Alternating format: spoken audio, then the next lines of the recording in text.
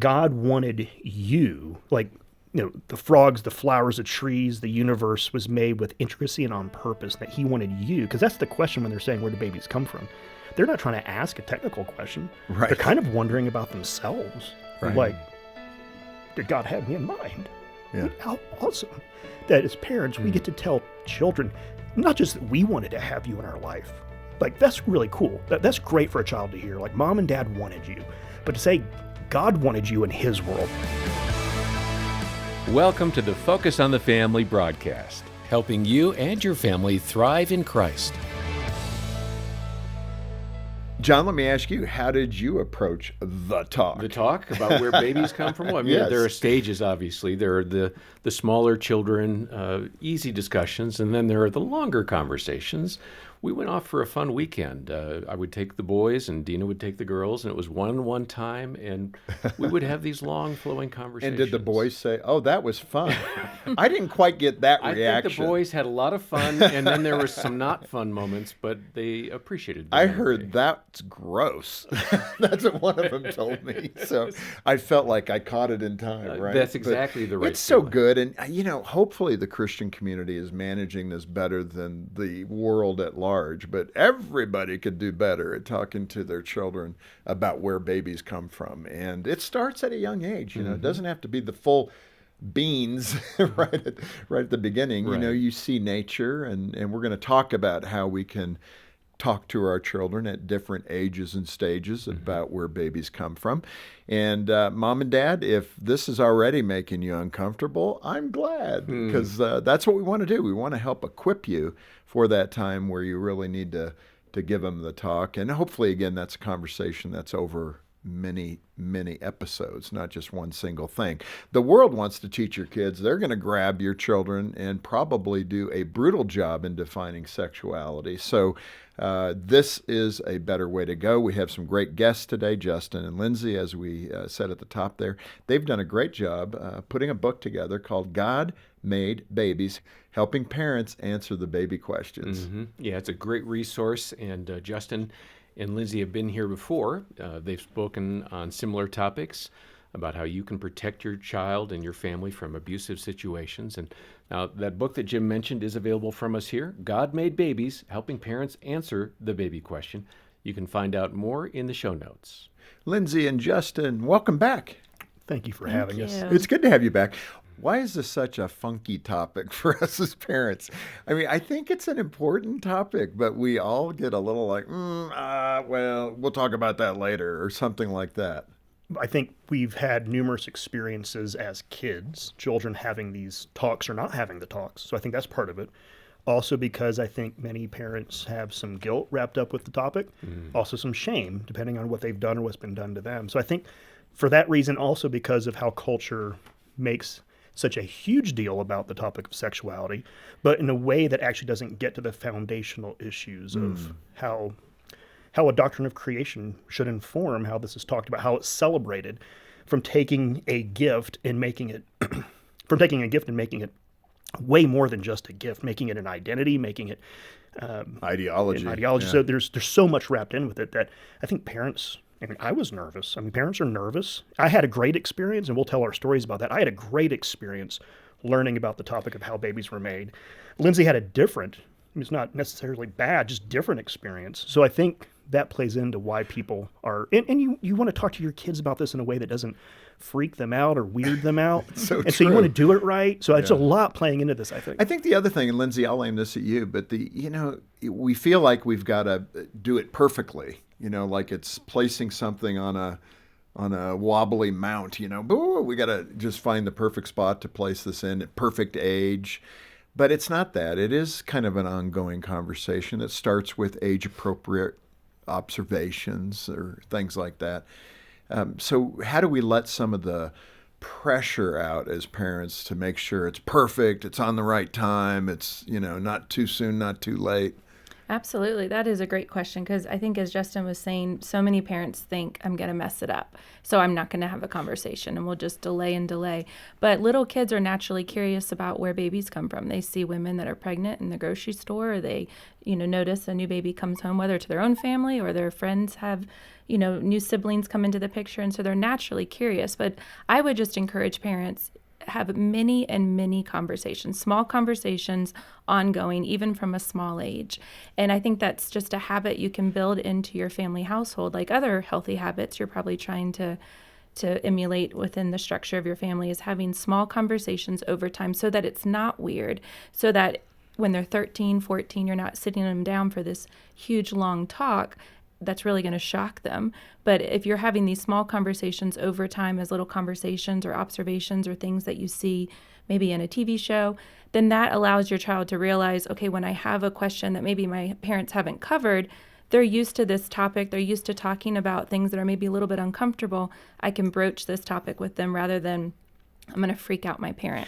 One of the important things too is trying to decipher as a parent, what is the question actually being asked here? Yes. That's a good one. Yes. We had it. I remember here at Focus, I jumped on the elevator with Troy, and he said, "Daddy, I know the S word." And I went, "What word is that?" "Stupid." And I said, "Yeah, we don't say stupid. We don't want to ever say that word." And I'm going, okay, I'm glad it wasn't the other one. Could have gone in different But directions. that's part of it. And as a Right. parent, especially around sexuality, we need to make sure what question they're asking, because you can over-deliver Yes.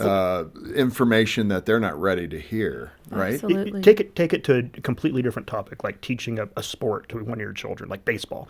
There's different levels of Right. what you'd say about baseball. Well, you have a bat and a ball, and you have these gloves, and you hit the ball. And then Right. you just say the basics of what the child, like, why do you like baseball, Dad? I like it because of this, and this is what they do. Well, then you start getting into more details about how many players are on the field and how many strikes there are. And so following Lindsay's lead, I'm, as a father of two daughters who are now teenagers, I remember years ago thinking, how do we do this? And she said, many and many. I mean, that was just many and many. Make it normal. Answer the question. And that was so helpful, because what happens is we just assume so much of what the question means. Where do babies come from? Well, you can literally say, well, a little part from dad and a little part from mom. God made it so a baby will grow. And we got 18 months out of that very simple answer, where if I wasn't there, if I was there alone, I would have gone into the nuances Right. of the Whole mechanics lecture. that weren't Right. needed at the time. And I remember we had 18 months of cushion before they got specific on, well, how did that little part of mommy and little part of daddy, how did that happen? Yeah. Just to extrapolate on that, I think it's really critical, though, something you said I want to highlight, which is the parent that might say, we don't talk about that. We'll talk about that later. It kind of shuts down that normal curiosity, and that's not a good thing to do, right? Absolutely. And I would say definitely follow your child's lead, answer their questions, but you also might need to initiate, because if they're not ever asking questions, you need to say, hey, you notice that little baby? Where do you think that baby came from? So you might have to actually kind of set the tone of the conversation. And then, of course, parents will say often to us, like, well, my child's just they're not even wondering about this. They're 13 and they've never asked any questions. And I'm like, oh, they are getting information from their friends, my Right, dear exactly. friend. And that's the big thing I would say to parents is you're not going to mess it up if you're having little and often conversations. That is the best thing you can do. You're not going to mess it up. You might need to go back and be like, hey, I needed to think about that question a little bit. I have an answer now. Like, you can buy yourself some time if you feel caught off guard, and you can just say, hold on, let me think how I should explain that best, and then go away and do some research and come back. But if your child is older and hasn't started asking any questions, that is a place where a parent needs to step in and Initiate. start initiating. That's good. For sure. Justin, in fact, I think you had an experience in kindergarten that did. kind of got you rolling. So describe that. That's pretty early. But Kindergarten. And I was born in September, so I was a young kindergarten student. So during recess, we would go to recess and then come back for show and tell. So I went out to recess. I caught frogs mating. And so I caught them, put them in my hand, and I asked the teacher, I was like, I have frogs. Can I go first for show and tell? She said, absolutely. So I came in and I unveiled. I opened up my hands. And I was like, look at these frogs. And the teacher looked over. And I still remember her They face. were still 'cause engaged in the They act. were still dancing, as she said. I said, what's happening? And she said, the frogs are dancing. When you go home, tell your mom and dads that you saw frogs dancing. And that was it. I mean, she handled it masterfully. So I remember getting home and kind of telling about the day. It was just me at the time. My mom was just pregnant with my younger sister. And having dinner, my feet weren't hitting the floor, and I'm kicking, and my dad said, how was school? I was telling him, and it hit me. I was like, oh, I'm supposed to tell you about the frogs dancing. I caught frogs, and the teacher said they were dancing and to tell you. And I still remember my mom and dad looking at each other. And Is that what I think it means? Right. And I noticed it was different look in their eye. And then my dad said after dinner, before you go out and play, let's talk for a little bit. My dad's an artist. And so he sat down, drew a male body and a female body. It was just so normal, and it was actually accurate because he was an artist, and it was just normal. And then he just went for it, explained everything, but he did it in such a way that had so much dignity. He talked about how God made the bodies, the differences of the bodies. And so he made it this wonder, and then he explained it. He then started talking about how babies are made, but then how long the baby's in the womb and all of that. So we ended up talking about the sanctity of life issues. It was amazing. I mean, as a 5-year-old. And then he told me, this is a conversation for other children to have with their parents. So don't say anything to anyone. Will you promise me that? And I said, absolutely. I wouldn't know where to start. So I went back to school and explained everything to them like I wasn't supposed to. Yeah, here you go, like you weren't supposed to. So you're that kid. See, that's what we're talking about. One thing I want to make sure that we hit is the discussion about the vastness of God and how that actually can till the soil, so to speak, for these drip irrigation discussions. So how does talking about God's world, what he created, the universe, everything in it, how does it lean into this where babies come from attitude? Well, it starts with the doctrine of creation and God making the universe and just the point of how vast the universe is. We can't even measure it. So getting into that awe and wonder of how enormous what God created is, and then going straight to Earth, of the different climates and it's cold, it's hot, it's rainy, it's wet, and then the creatures that inhabit these. So you literally just go through the doctrine of creation from Genesis 1 and 2, and you see the vastness. But then you see, and you can't get into this at too early of an age, but I mean, the fact that the Earth is tilted at just the right angle, right, it's just the right distance from the sun, it spins at just the right amount. So there's this intricacy of what God did in creation. And that plays into God likes to create, and he likes creating things so much. He created things that can make other things, that we're like God. We're like God that in the sense that we use language, we have reason, we're creative, but we can also make things. We can reproduce. Now, he can make things out of nothing, so we're not like that, but we can make things and we can participate in God's, creating of his universe. And he wanted more images of God. And it gets to the dignity of humans as images of God. We were made to be like God, for God, with God forever. And when you have that, before you're getting anything about reproduction, that's a really it gives you a good soil. framework Sure does. for the parent and for the child, actually. Lindsay, we got the frog story. What was your experience as a child? I didn't get that. My mom is a nurse, and so I got a very probably middle school biology video was shown to my sister and I, but it wasn't followed with a conversation. It wasn't followed with any Q&A.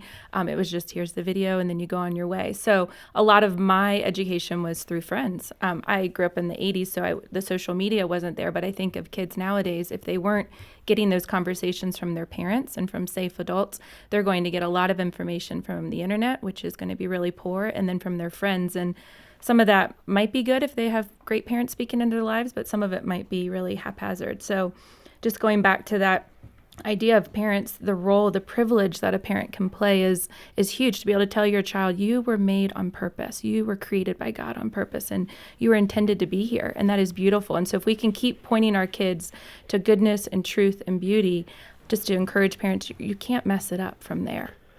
And that's the beautiful part, because if you start with the foundation of God creating, you can get to it from a nurse's point of view or my father's artist point of view, but you're still getting the intricacy of what God was doing to make the world inhabitable. And is a fancy word for it called the anthropic principle, that he made the universe set for humans to thrive and exist. Mm-hmm. And that God wanted you, the frogs, the flowers, the trees, the universe was made with intricacy and on purpose, that he wanted you, because that's the question when they're saying, where do babies come from? They're not trying to ask a technical question. Right. They're kind of wondering about themselves. Right. Like, did God have me in mind? Yeah. How awesome that as parents, we get to tell children, not just that we wanted to have you in our life, Like, that's really cool. That's great for a child to hear. Like, mom and dad wanted you.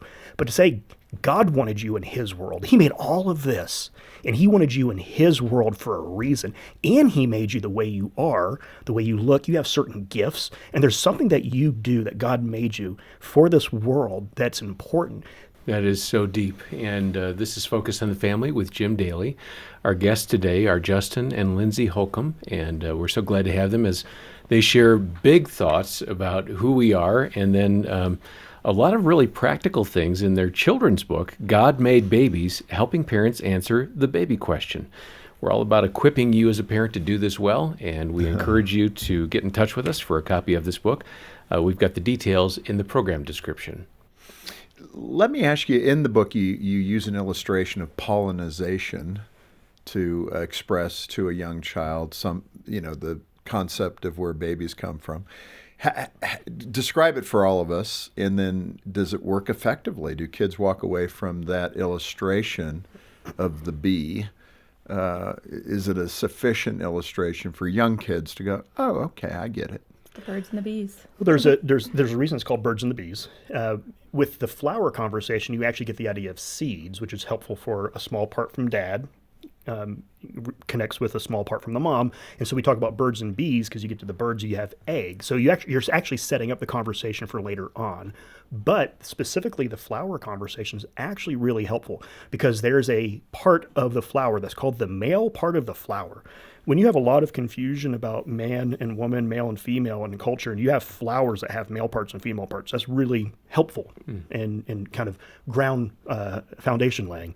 But you have a part that is called the stamen, which is the male part of the flower. And when you're explaining pollen and how pollen gets from the male part of the stamen to the pistil, the female part of the flower, and so you need that to happen. You need a part to go from one place to another place to create seeds, to actually for reproduction to take place. And so because it's helpful because it starts laying the ground of it's a flower. I mean, God made flowers and trees able to make other things like flowers and trees. Like this flower, these flowers can make another flower, but it actually takes at least two flowers to make another flower. So you're getting a lot of the groundwork in place of a mom and a dad and specific parts of mom and dad making another. So it can be helpful, and you can start there. You're getting male and female. You're getting parts that make and reproduce, and so that's and then because it's connected to bees, birds, butterflies, which are the carriers of pollen. There's a fascination of them just learning. You used a word a while ago, curiosity. And that's what's so helpful is that children are asking us because they're curious about themselves and how God made the world. That's actually fascinating if you think about how all the thing that has to happen for another flower to exist is just really, it's just cool. And I could imagine, I don't have to imagine, children being fascinated about what they're learning about reproduction from just a flower, and then you move on from there. Yeah. That's a good foundation. Lindsay, as a mom, I mean, that stage of pregnancy, and of course, if you have a child already in your home, they're watching your belly get bigger. Are you blaming that on pizza, or are you saying, okay, here's what's happening? Absolutely. With our girls, we had, we had a toddler when our second came along. So it was very natural to just say, God took a little bit of mommy and a little bit of daddy and is knitting this baby together in my belly, my womb. And so we just started with that conversation. So I actually skipped the flower conversation part with them, but I think that part is really helpful if you, need kind of a slow on-ramp to getting to the conversation, if you don't want to just jump into the baby talk, but also if you don't have a pregnant belly to kind of explain it away. But I do think kids are so curious, but just continuing to go back to, isn't this neat? God is creating this baby, and we get to watch this baby grow. And we were talking about it. Is it at 4 weeks the heartbeat starts? Yeah, it's amazing. Beating, and then the lungs are formed, and then every organ is developing. Yeah. We were able to, because my oldest would come to the doctor appointments with us, and so she was able to hear.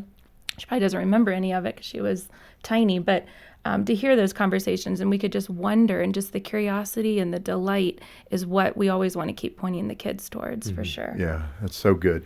In the culture today, kids can get the message too, those 3, 4, 5-year-old siblings, about imperfection, and maybe, especially in schools today, maybe your gender wasn't right, there's been a mistake. How do we counter some of those messages that some people, some adults may feel it's not that consequential, but they come home and start talking about, I think I'm not a girl, I think I might be a boy. I mean, you start going, it's even odd that we need to talk about that, but especially some public school settings now, that is encouraged. Going back to creation is helpful, that God made things the way they are. And there's Psalm 139, God knit you in your mother's womb.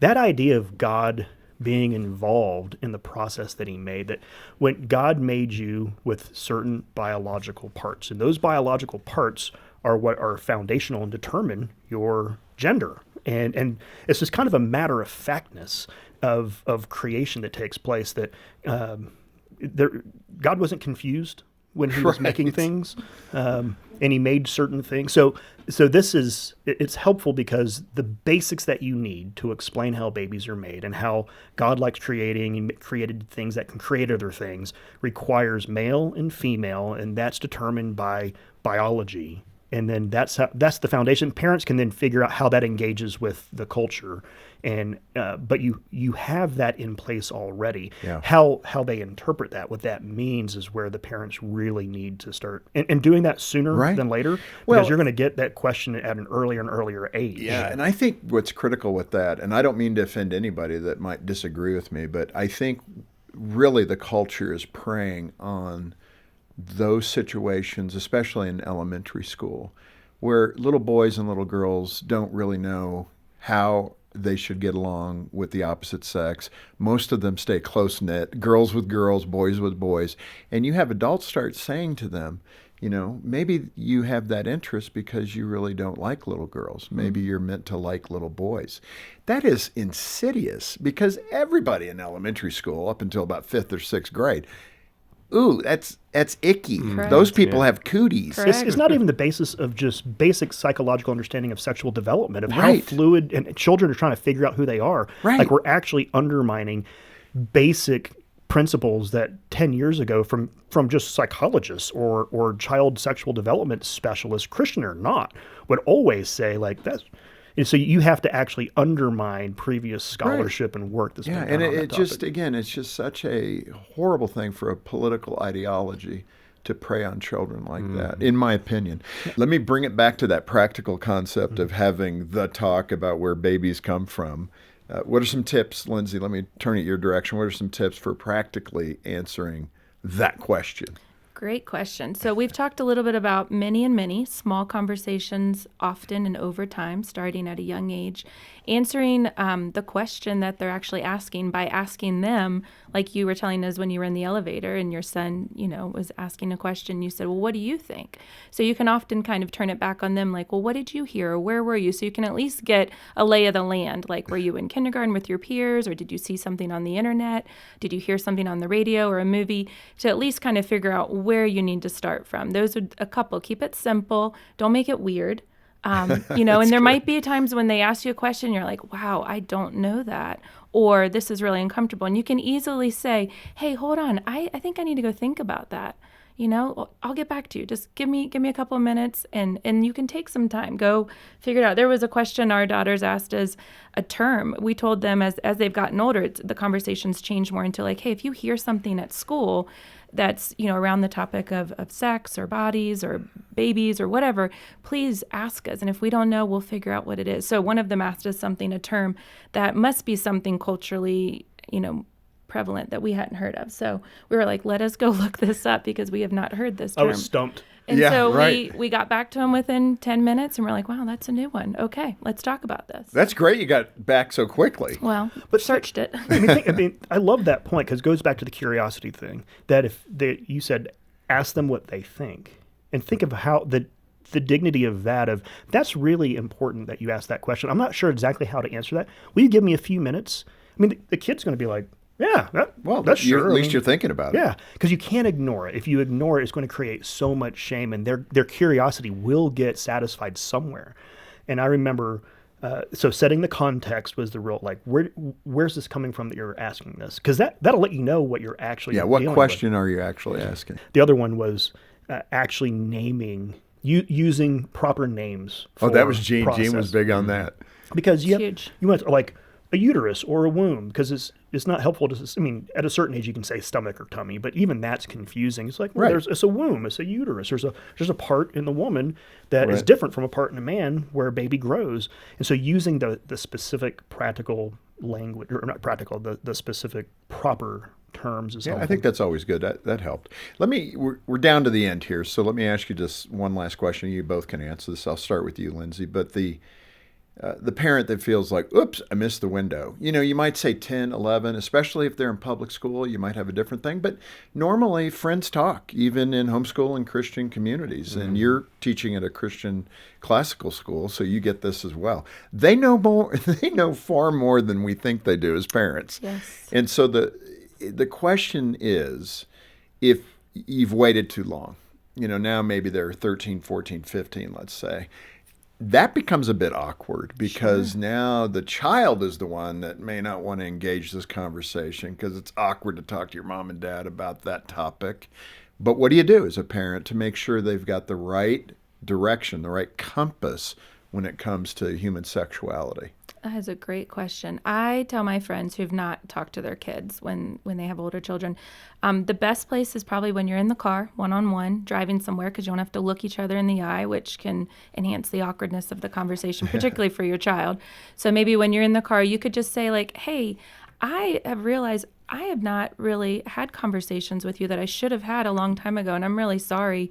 There's some things that I just kind of want to talk to you about, like about bodies and babies and sex, and I know that this can be a little bit awkward and funny, but I feel like it's something that we need to chat about, and I'm sorry that I haven't done this earlier. Are there things that you've already heard, or have you heard your friends talking about things? That's one thing that we've done with our older daughter. She's gotten through middle school and now in high school. It's like, hey, do you ever hear your friends talking about some different things that are inappropriate? Do anything that make you feel uncomfortable? So I honestly would say start with a little bit of an apology too. I think it just can That helps. level Yeah. the ground of like, I've not done my job as a parent. I love that point of just starting with an apology, because there's humility there of just saying, hey, I think I should have had this conversation earlier, and I wish I would have. I regret not doing it. That kind of humility is respected by a child.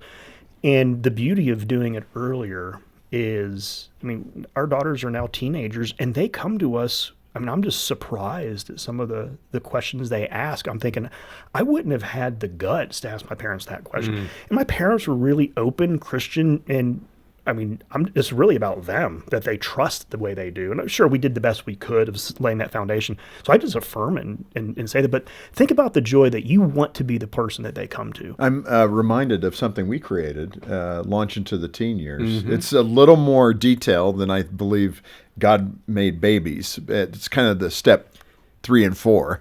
But this is a great resource for parents to kick off the discussion and talk with your children. God Made Babies, helping parents answer the baby question.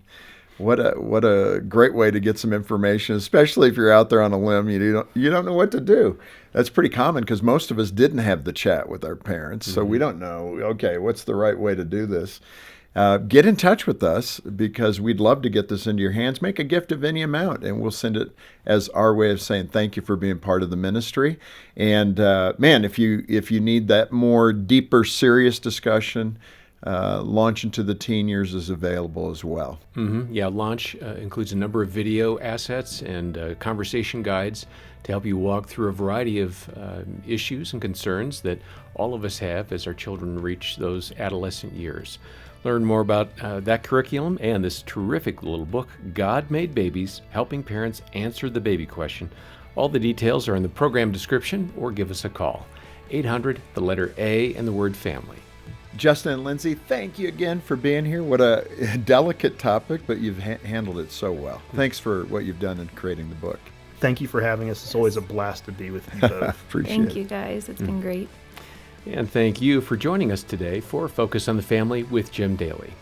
I'm John Fuller, inviting you back next time as we once again help you and your family thrive in Christ.